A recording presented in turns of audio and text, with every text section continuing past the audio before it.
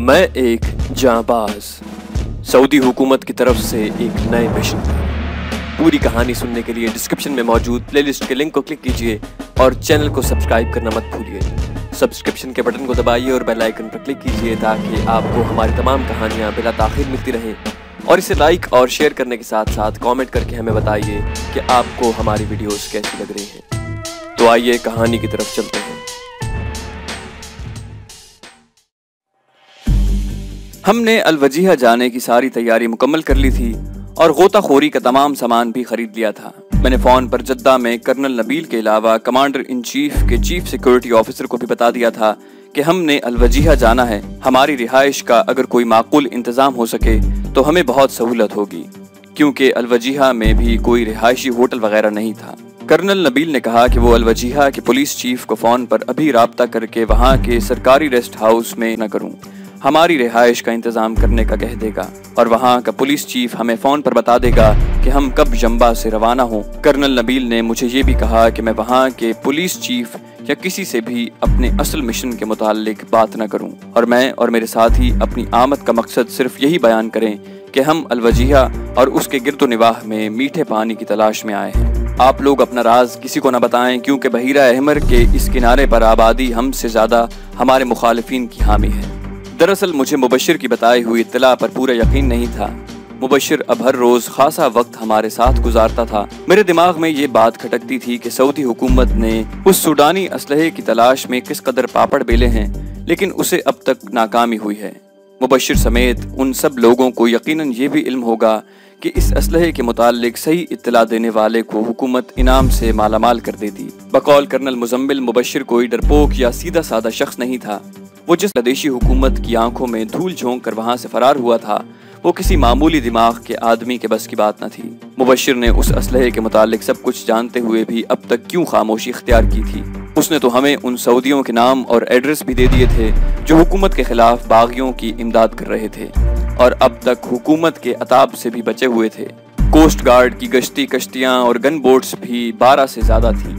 इन सब की मौजूदगी में कोस्ट गार्ड के अमले के किसी फर्द ने इस कार्रवाई को नहीं देखा। असलहा लेकर बोट अलवजीह गई और समंदर के साकिन हिस्से में उसे डंप करके वापस आ गई। तैयारा शिकन तोप को हाथों से उठाने के लिए मेरे ख्याल में कम से कम 20 अफराद की जरूरत होगी। क्या उस बोट पर जाने वाले इतने अफराद और असलहे को अमले के किसी दूसरे फर्द ने नहीं देखा? यह सारा अमला ही इस बगावत का हामी था। क्या अलवजीह के कोस्ट गार्ड के अमले ने भी साहिल के बिल्कुल करीब इतनी बड़े हुजुम की तैयारा शिकन तोपों और ढेर सारे असलहे को समंदर में डंप होते नहीं देखा? मुबशिर जो अपनी ड्यूटी के बाद टैक्सी चलाकर अपनी शादी के लिए पैसे जमा कर रहा था, इतना कुछ जानते हुए भी क्यों खामोश रहा? और अब हमारी सरसरी पूछने पर उसने बिला झिझक और किसी खौफ के बगैर हमें सब कुछ बता दिया। ये सब बातें मेरे जहन में मुसलसल खटक रही थी। कर्नल मुजम्मिल बहुत जज्बाती इंसान था। उसने तो मुबशिर की बताई हुई इत्तलात की सदाकत पर पूरा यकीन कर लिया था और मैं ये भी नहीं चाहता था कि जब तक मेरे पास कोई ऐसा ठोस सबूत न हो मैं मुजम्मिल के मुबशिर पर इस दर्जे यकीन को झुटलाऊं। ये भी ऐन मुमकिन था कि मुबशिर की दी हुई इत्तलात सही हों। इस मखमसे में फंसे हुए जब मुझे कर्नल नबील ने कहा कि 2 रोज़ के अंदर अलवजीहा का पुलिस चीफ मुझे अलवजीहा में इंतजामात होने की इत्तला देगा, तो मैंने इस मौके को गनीमत जानते हुए यंबा में इस वाक़े के मुताल्लिक जानने वाले किसी और शख्स की तलाश के अलावा मुबशिर के टेलीफोन के दफ्तर से उसके मुताल्लिक जानकारी हासिल करने के लिए उसी रोज़ जब मुबशिर मेरे बांग्लादेशी साथियों के साथ खुशगपियों में मशगूल था, शहर की दुकानों के पाकिस्तानी मुलाजमीन से पूछकर टेलीफोन के दफ्तर जा पहुँचा। उस दफ्तर में एक सीनियर इंजीनियर से जो भारतीय मुसलमान था, मैंने मुबशिर नाम के इंजीनियर के मुतालिक पूछा तो उसने कतई लाइल्मी का इजहार किया। मेरे ये कहने पर कि शायद मुबशिर ने अपना सही ओहदा ना बताया हो या यहाँ किसी और नाम से काम कर रहा हो, सीनियर इंजीनियर ने अपने 2 मातहतों को बुलाया और उन्होंने भी अपने सीनियर की बात की तायद करते हुए वही कहा कि मुबशिर नाम के किसी इंजीनियर या अमले की बात तो दरकिनार, हमारे सारे स्टाफ में कोई भी बंगाली काम नहीं करता। उनके इतने वसूख से ये बताने पर मेरे शक को और तक़वियत मिली और मैंने उस रात कैसर और अब्दुल्ला थाई के हमराह मुबशिर का पीछा करने का फैसला किया। मैं इस बात पर भी हैरान था कि सारी रात ड्यूटी देने के बाद मुबशिर बिल्कुल तरोताज़ा हमारे पास आ जाता है और उसके चेहरे पर रात भर की ड्यूटी देने और जागने के कोई आसार नहीं होते। मुबश्शिर हस्बे मामूल दोपहर के 1 बजे हमारे गेस्ट हाउस में आया और कर्नल मुजम्मिल, इमरान और मेरे साथ थोड़ा वक्त बैठकर अलवजीह जाने के लिए हमारी तैयारियों का पूछा। मैंने कहा कि हम बिल्कुल तैयार बैठे हैं। ये सुनकर मुबश्शिर कहने लगा कि गोताखोर फिलिपाइनी लड़के भी रवानगी का पूछ रहे थे और उन्होंने तो 1 हफ्ते की बगैर तनख्वाह के छुट्टी भी ले ली है। अब आप रवानगी में दाखिल क्यों कर रहे हैं? मुजम्मिल के जवाब देने से पहले ही मैंने कहा कि हमें अभी रवानगी का ग्रीन सिग्नल नहीं मिला। जो ही जद्दा से हुक्म मिलेगा हम रवाना हो जाएंगे। मैंने मुबश्शिर को टटोलने की गरज से कहा कि मुबश्शिर, मुझे एक मजीद टेलीफोन की फौरी ज़रूरत है। तुम तो उसी महकमे में काम करते हो, क्या तुम एक आध दिन में एक और टेलीफोन लगवा सकते हो? दरअसल हमारी छोटी मोटी ज़रूरियात के लिए हर बार यहाँ के पुलिस चीफ और गेस्ट हाउस के इंचार्ज को कहते हुए मुझे अच्छा नहीं लगता। मुबश्शिर मेरी बात सुनकर कुछ देर सोचता रहा और फिर बोला कि अगर किसी प्राइवेट जगह पर फ़ोन लगवाना हो तो मैं चंद घंटों में ये काम कर सकता हूँ, लेकिन चूंकि ये गेस्ट हाउस सरकारी है लिहाजा यहाँ पर फ़ोन लगाने के लिए गेस्ट हाउस के इंचार्ज की तरफ से दरख्वास्त ज़रूरी है। मुबश्शिर का ये उज़र बिल्कुल सही था। चुनाचे बात यहीं पर ख़त्म हो गई। मुबश्शिर हमसे रुखसत होकर जेसीओ मुंसिफ और दोनों सिपाहियों के पास चला गया। जब से उसने गेस्ट हाउस में आना शुरू किया था वो बहुत थोड़ा वक्त हमारे साथ और फिर रात को अपनी ड्यूटी शुरू होने तक मुंसिफ और सिपाहियों के साथ ही रहता। 2 मरतबा वो उन तीनों को अपने हमराह शहर भी ले गया। कैसर और अब्दुल्ला थाई को मैंने पहले ही आज शाम मुबश्शिर का पीछा करने के लिए तैयार कर लिया था और गेस्ट हाउस के इंचार्ज के जरिए रेंट कार वालों से ड्राइवर के साथ एक बड़ी कार का इंतजाम भी कर लिया था। शाम के 7 बजे मुबश्शिर जेसीओ और सिपाहियों से रुखसत हुआ तो उसकी गाड़ी के एक पहिए की हवा निकली हुई थी। ये काम मेरी हिदायत पर अब्दुल्ला ने किया था क्योंकि मुबश्शिर की गेस्ट हाउस से रवानगी के वक्त हमें अपनी प्लानिंग के मुताबिक पीछा करने के लिए कुछ वक्त दरकार था। मुबश्शिर अपनी गाड़ी का पहिया तब्दील करने में मसरूफ हो गया और मैं, कैसर और अब्दुल्ला एक एक करके गेस्ट हाउस से बाहर निकले और गेस्ट हाउस से जरा फासले पर ओट में खड़ी रेंट कार की गाड़ी में जाकर बैठ गए। उसका ड्राइवर थाई था। अब्दुल्ला ने अपनी जबान में उसे अच्छी तरह समझा दिया कि हम जिस गाड़ी का बताएं उसका बगैर जाहिर हुए पीछा करना है। हम तीनों पिछली सीट पर बैठे क्योंकि फ्रंट सीट पर बैठे हुए को पहचानना निस्बतन आसान होता है। थोड़ी ही देर में मुबश्शिर अपनी गाड़ी में निकला और तकरीबन 100 मीटर के फासला देखकर हमने उसका ताक़ुब शुरू किया। मुबश्शिर की गाड़ी का रुख शहर के उस इलाके की तरफ था जहाँ ज्यादातर गैर मुल्की रहते हैं। बड़ी सड़क से उतरकर मुबश्शिर एक सर्विस लेन में दाखिल हुआ और एक दरमियाने दर्जे के घर के सामने अपनी गाड़ी रोककर उस घर में दाखिल हो गया। उसके इस घर में जाने के थोड़ी देर के बाद हम अपनी गाड़ी उसी लेन में ले गए और घर की शनाख्त के बाद गाड़ी बड़ी सड़क पर लाकर ऐसी जगह पर खड़ी की जहां से मुबश्शिर की गाड़ी को बड़ी सड़क पर आते हुए बखूबी देखा जा सके। गर्मी और हब्स के बायस हमने अपनी गाड़ी के शीशे बंद करके अपनी गाड़ी का इंजन स्टार्ट करके एसी चलवा रखा था। तकरीबन 1.5 घंटे के बाद मुबश्शिर की गाड़ी बड़ी सड़क पर आकर हमारे करीब से गुजरी। उसकी फ्रंट सीट पर एक और पिछली सीट पर 2 सूडानी बैठे थे। मुबश्शिर की गाड़ी अब शहर के बाहर एयरपोर्ट की तरफ जा रही थी और हम फासला दिए उसके ताक़ुब में थे। एयरपोर्ट इस सड़क के दाएं जानिब था। जंबा की जेल के सामने से गुजरकर एयरपोर्ट से जरा पहले मुबश्शिर ने अपनी गाड़ी सड़क के बाएं जानिब मोड़ी। ये सड़क समंदर के साकिन हिस्से को जाती थी जहाँ लोग पिकनिक और सैर के लिए आते थे। रात गए तक इस सड़क पर प्राइवेट गाड़ियों की आमदोरफ्त जारी रहती थी। उस सड़क के बिल्कुल आखिर पर यंबा कोस्ट गार्ड के दफातर और गन बोट्स थीं और यहाँ से खुला समंदर शुरू होता था। कोस्ट गार्ड की हुदूद में दाखिल होने के लिए सिक्योरिटी चेक पोस्ट और बैरियर था। चेक पोस्ट और बैरियर के बाहर ही एक गाड़ी और 2 आदमी खड़े थे। उन्होंने सऊदी अरब का मखसूस लिबास पहना हुआ था। मुबश्शिर की गाड़ी लम्हा भर को वहाँ रुकी और उसे मोड़ कर वो वापस उसी सड़क पर हो लिया।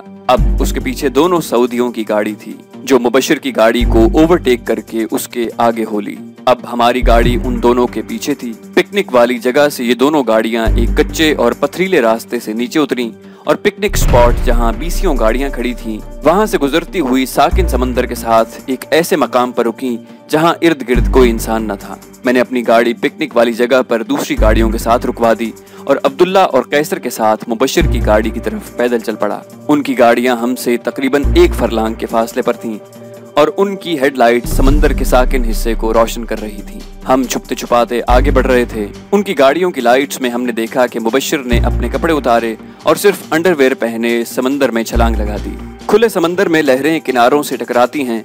वहाँ साहिल पर पानी बहुत ही कम होता है और जू समंदर के अंदर बढ़ते जाएं पानी गहरा होता जाता है। सिवाय इन जगहों के जहाँ साहिल के पार और चट्टानें खुले समंदर के काफी अंदर तक गई हों, खुले समंदर का पानी साहिल पर न होने के बराबर होता है। उसके बरक्स साकिन या ठहरे हुए समंदर का पानी किनारे पर ही खासा गहरा होता है। जैसे कराची में सी पोर्ट की मुख्तलिफ जेटियों पर बड़े बड़े जहाज किनारे पर आ लगते हैं। जंबा के इस हिस्से के समंदर की भी यही हालत थी। मुबशिर ने 2-3 बार पानी से सर निकाल कर सांस लिया और फिर गोता लगाया। इतनी देर में हम ऊंचे टीलों की ओट में इन गाड़ियों के खासे करीब पहुंच चुके थे और इस सब कार्रवाई को बखूबी देख सकते थे। मुबशिर ने एक बार और पानी से सर निकाला और हाथ से इशारा किया। एक सूडानी ने नायलॉन की एक रस्सी गाड़ी से पहले ही निकाल रखी थी, जिसके एक सिरे पर छोटा सा जाल बना हुआ था। उसने जाल वाला सिरा मुबशिर की तरफ फेंका। मुबशिर उस जाल वाली रस्सी को लेकर फिर पानी के अंदर चला गया। इस बार जब उसने पानी से सर निकाला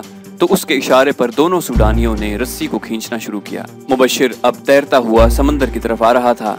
वो साहिल के बिल्कुल करीब पहुंचा तो दोनों सूडानियों ने आगे बढ़कर रस्सी को खींचा। उधर मुबशिर ने भी पानी में ही उनका हाथ बटाया और रस्सी के जाल में लिपटी हुई लकड़ी की एक बड़ी पेटी पानी से बाहर निकाली। उस पेटी पर वाटरप्रूफ कैनवस चढ़ा हुआ था। मुबशिर भी पानी से बाहर आ गया। दोनों सूडानियों ने बड़े चाकुओं से कैनवस को काट कर हथौड़ी जैसे एक औजार से पेटी के तख्ते अलहदा किए और पॉलीथीन में लिपटी हुई राइफलों के हिस्से निकाले। हर पॉलीथीन में एक मुकम्मल ऑटोमेटिक राइफल के हिस्से मौजूद थे और ऐसी 12 राइफलें पेटी में से निकली। उनके साथ ही इसी तरह वाटरप्रूफ मटेरियल में बंद इन राइफलों की गोलियों के 6 पैकेट भी निकले और इन सब को मुबशिर की गाड़ी की डिग्गी में रख दिया गया। लकड़ी की पेटी का बकिया हिस्सा और टुकड़े सऊदियों ने अपनी गाड़ी में रख लिए और ये दोनों गाड़ियां वापस रवाना हुई।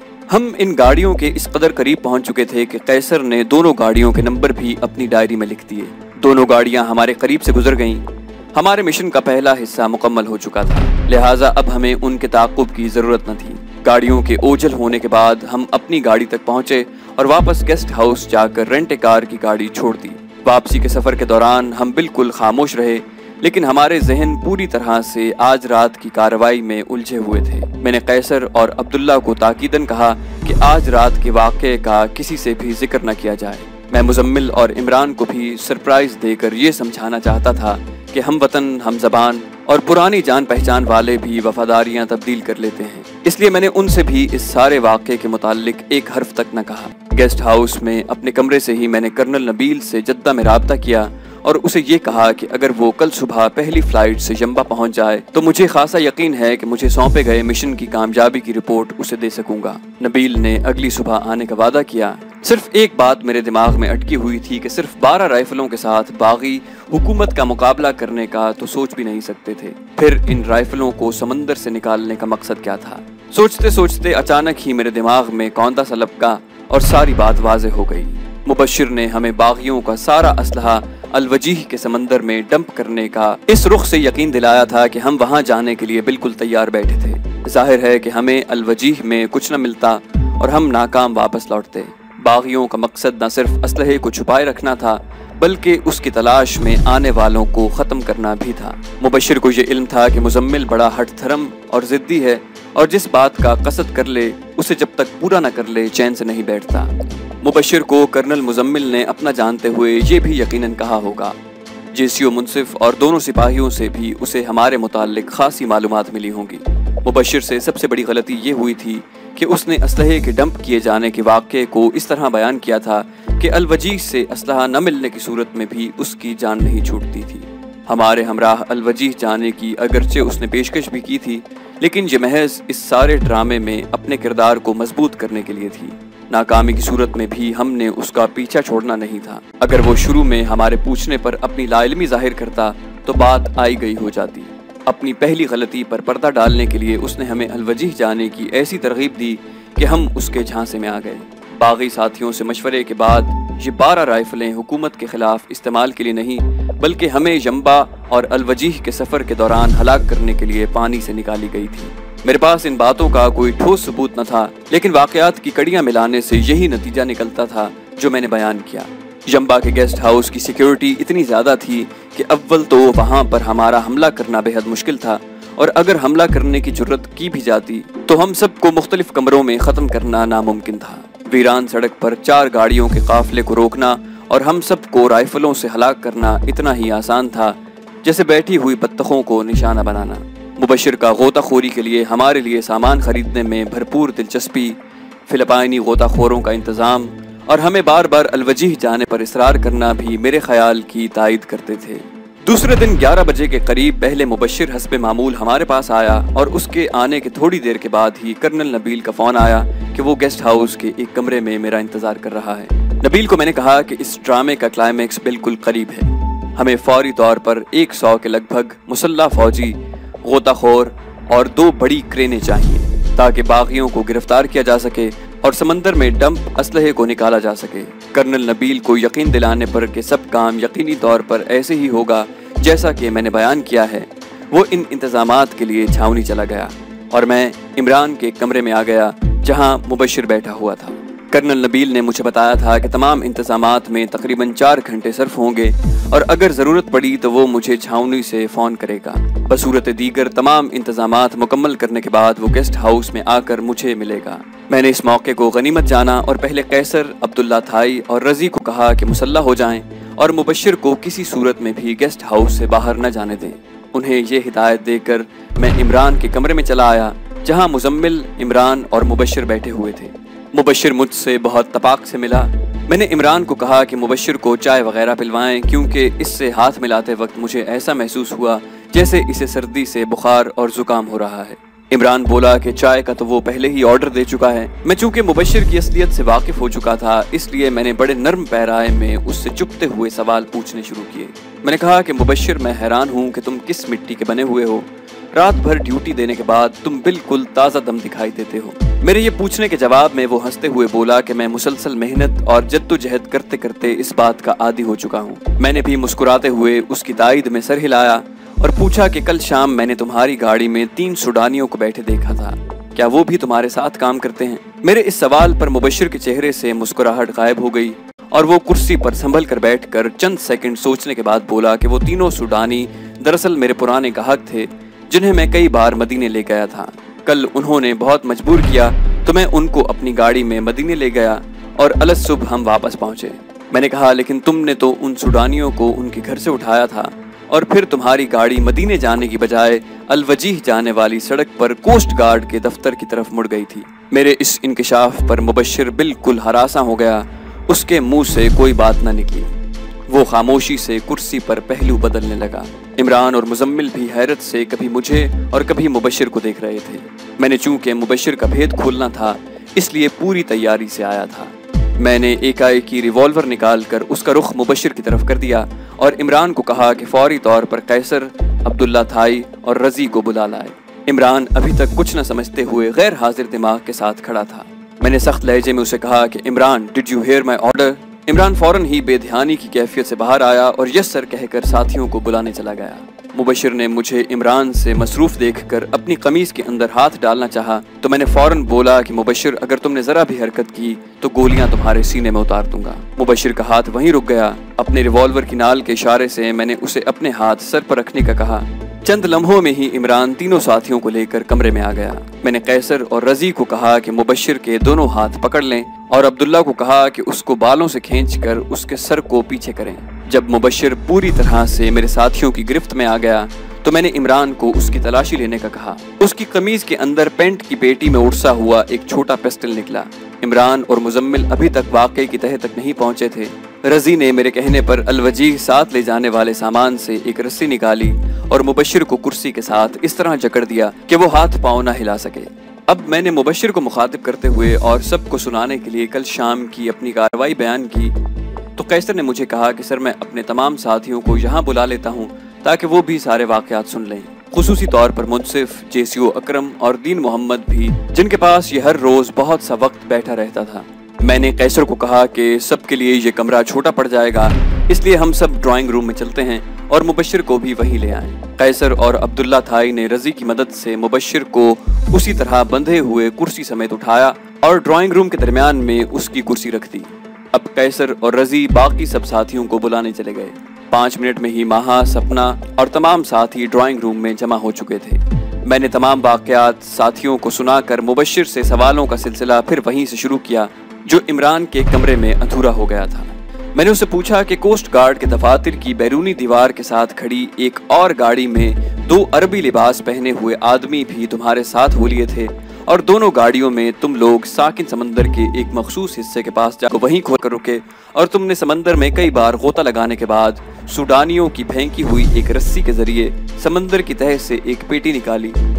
उस पेटी को वहीं खोला गया और उसमें से 12 ऑटोमेटिक राइफलें और गोलियां निकली, जिन्हें तुम्हारी गाड़ी की डिग्गी में रखा गया और रात के अंधेरे में दोनों गाड़ियां शहर की तरफ आ गईं।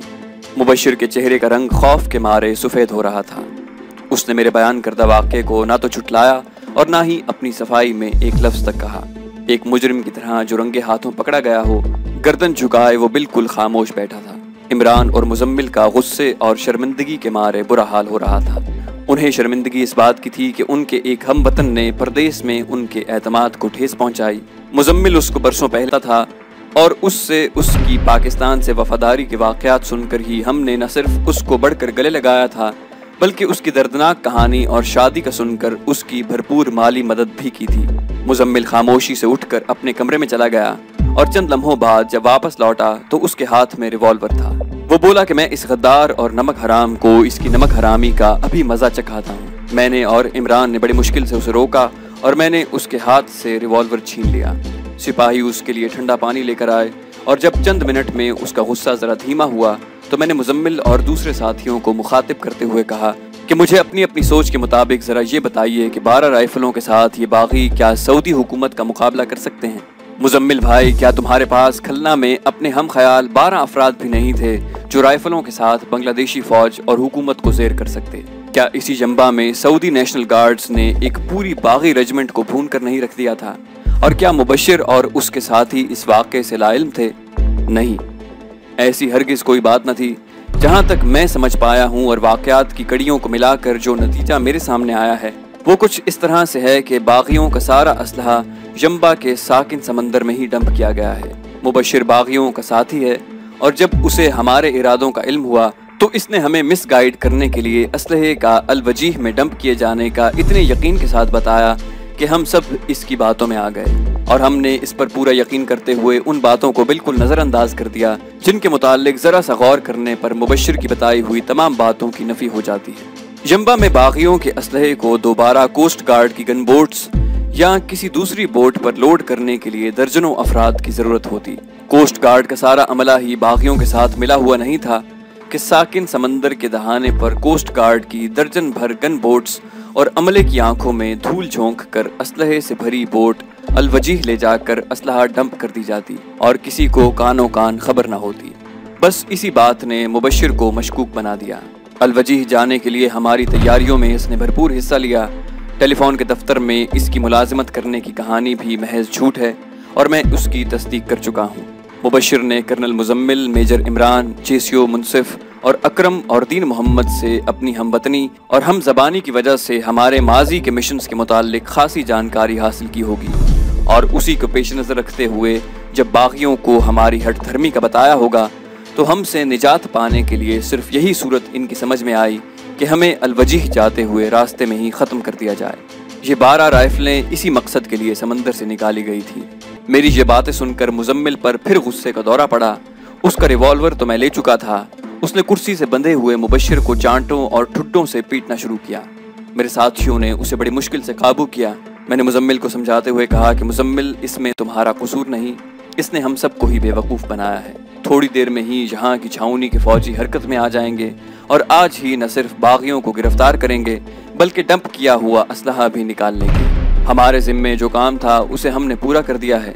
बागियों के मुताल्लिक मुबशिर खुद फौजियों की रहनुमाई करेगा और सऊदी हुकूमत के मुताबिक सबको सजाएं दी जाएंगी। इसलिए हम मुबशिर को कोई जिस्मानी ईजा नहीं पहुंचाएंगे। अगर इसमें ज़मीर नाम की कोई चीज़ हुई तो वो इसे जिस्मानी मौत से पहले हज़ारों बार मौत देगी। हमारी तरफ से यही इसकी सज़ा है। बाद दोपहर 2 बजे कर्नल मुजम्मिल अपने हमराह चंद फौजी अफसरों और एक ट्रक पर फौजी जवान के साथ गेस्ट हाउस में आया। मैंने उसे कल से आज तक के वाक़यात की तफसील बताई और कहा कि मुबशिर ने 3 सूडानियों और अरबी लिबास पहने हुए गालिबन सऊदियों के साथ कल रात समंदर के जिस हिस्से से 12 राइफलें निकाली थीं, मुझे पुख्ता यकीन है कि बागियों का सारा असलहा वहीं डंप किया गया है। कर्नल नबील ने कहा कि अब ये हम पर छोड़ दो। मुबशिर और उसके साथी सारे बागियों के मुताल्लिक इतनी तफसील से हमें सब कुछ बताएंगे जैसे उन्होंने इसके सिवा कुछ और बोलना सीखा ही नहीं। کرنل نے 4 فوجی جوانوں کو بلا کر مبشر کو ان کے حوالے کرنے سے پہلے اس سے پوچھا کہ کیا تم باغیوں کے نام، ایڈریس اور وہ سب کچھ جو تمہیں معلوم ہے ہمیں خود آرام سے بتا دو گے، یا تمہیں سچ بولنے پر آمادہ کرنے کے لیے ہمیں اپنے مخصوص طریقے استعمال کرنے پڑیں گے، جن کا آغاز تمہارے ہاتھوں اور پاؤں کی انگلیوں کے ناخن جڑ سے نکالنے سے ہوگا۔ مبشر نے یہ محسوس کرتے ہوئے کہ وہ بری طرح پھنس چکا ہے اور کوئی راہ فرار باقی نہیں، کرنل نبیل کو اپنے پورے تعاون کا یقین دلایا۔ نبیل نے بھی اسے کہا کہ تم باغی نہیں بلکہ باغیوں کا ساتھ دے رہے تھے، تمہارے تعاون کی صورت میں تم سے رعایت برتی جائے گی۔ کرنل نبیل کے ہمراہ دوسرے فوجی چھاونی سے کرینے اور غوطہ خور لے کر سمندر کے اس حصے کی طرف چلے گئے جہاں میرے خیال کے مطابق اسلحہ ڈمپ کیا گیا تھا۔ کرنل نبیل کی چند پیٹیوں خصوصی اجازت سے میں اپنے تمام ساتھیوں کے ہمراہ اس مقام پر پہنچا، ورنہ اس پورے علاقے کو فوج نے گھیرے میں لے رکھا تھا۔ غوطہ خوروں نے اسلحے کی چند پیٹیوں کے بعد جب پہلی طیارہ شکن توپ نکالی تو اپنے اس مشن کی کامیابی پر ہم ایک دوسرے کو مبارکباد دیتے ہوئے واپس گیسٹ ہاؤس آ گئے۔ نبیل 2 روز یمبا میں رہا اور اس دوران مجھ سے اس کی روزانہ ہی ملاقات ہوتی رہی۔ نبیل نے بتایا کہ مبشر نے حالات سے سمجھوتا کرتے ہوئے فوج کا بھرپور ساتھ دیا۔ سوڈانی باغیوں کا 200 سے بڑا گروہ پکڑنے کے علاوہ 8 فلسطینی اور 60 سے زائد سعودی بھی ابھی تک گرفتار کیے جا چکے ہیں۔ ڈمپ کیا ہوا تمام اسلحہ نکال لیا گیا ہے اور گرفتاریوں کا سلسلہ ابھی جاری ہے۔ میرے پوچھنے پر کہ مبشر کا کیا حشر ہوا، نبیل کچھ دیر خاموش رہا اور پھر بولا کہ یہ تو عدالت کا کام ہے، تمام باغیوں اور ان کے ہمدردوں کو سعودی قانون کے مطابق سزا دی جائے گی اور ہم عدالتی فیصلوں میں کبھی مخل نہیں ہوتے۔